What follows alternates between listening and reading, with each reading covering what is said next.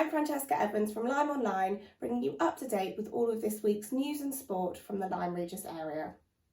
Environmental group Turn Lime Green are planning to regularly test the water quality of the River Lim after concerns were raised about the amount of pollution in the watercourse. The issue of water companies dumping raw sewage into England's rivers and coastal waters was brought to the forefront of the nation's attention over the past week, following significant flooding in the southwest and a controversial vote in the House of Commons.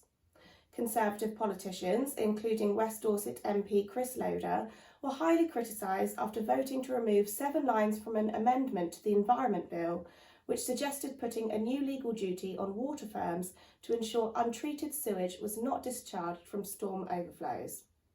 The government made a U-turn following the backlash and now says it will strengthen the Environment Bill to ensure water companies reduce the adverse impacts of discharges. According to the Rivers Trust, there was a total of 146 hours of sewage network discharges and overflows into the River Lim in Lyme Regis during 2020. County Councillor Darryl Turner recently raised concerns about the regular discharge of pollution into the river near the Woodmead Road Bridge, and signs have since been erected in the Lim to warn the public of the risks.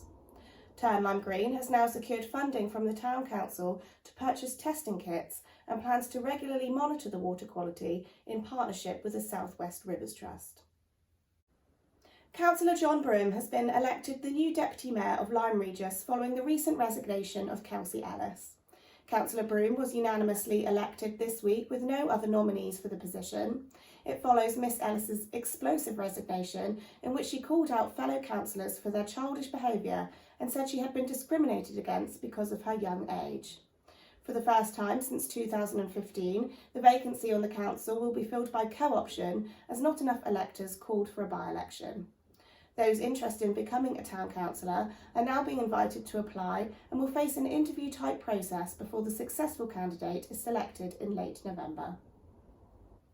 Wonka actor Timothy Chalamet has spoken about his time in beautiful Lyme Regis in a BBC radio interview. The 25-year-old actor is playing Willy Wonka in Warner Brothers' new musical and was seen filming scenes at the Cobb in Lyme Regis earlier this month, sending his young fans into a frenzy. He appeared on the Zoe Ball Breakfast Show on BBC Radio 2 to promote his current film June along with co-star Zendaya, and the presenter asked him about his new project Wonka. Here's a clip from the interview. There, we're with Timothy Chalamet. They're in June together. Next time we interview Timothy, we may be hearing you sing. Yeah. Our listeners have all Which been I'm on very Wonka excited Watch. They've been Wonka watching you filming Willy Wonka. We've heard you sing. It's a musical. Is it a joyous thing? Yes. And no, it's been a joy. We were just in Lyme Regis, which is a part of England I'd never been in. Absolutely beautiful. We were hosted very nicely by everyone in the town. It's a beautiful place. And then we were in Bath, or Bath, as I've learned to say, because I guess I can offend people if I say Bath. Although people with the northern accent say Bath. So. They do. And now we're back in London. Well, I think we're going to finish out shooting on studios. But yes, it's been a lot of fun, and keep your eyes peeled for a golden ticket. Oh, it's too exciting. That's good. There will be no Remembrance Sunday church service in Lyme Regis this year due to fears over the coronavirus pandemic. With infection rates rising, St Michael's Parish Church has taken the decision not to host the annual service for the second year running due to the large numbers that usually attend the event.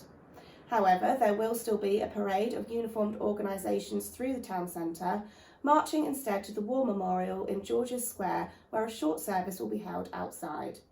The parade will leave the Pound Street entrance of Langmore Gardens at the later time of 10:30 a.m, and local organisations are invited to join the procession. The family of the late Adam Bounds have handed over more than £1,700 raised in his memory to Lyme Regis lifeboat crew. Adam died suddenly in May 2021, aged 41, after suffering a brain hemorrhage. Having grown up in Axminster and attended the Woodruff School in Lyme Regis, he was a well-known and popular character in both communities and had played football for both Axminster Town and Upline football clubs. Despite having moved away from the area, Adam returned every summer and particularly enjoyed taking part in Lifeboat Week events and had many friends on the crew. A collection for the RNLI was made at Adam's funeral in June, and a charity football match between the lifeboat crew and other local emergency services was then played in Adam's memory as part of Lifeboat Week in July. Tributes were also made to him at the Yard of Ale competition, which was one of his favourite events.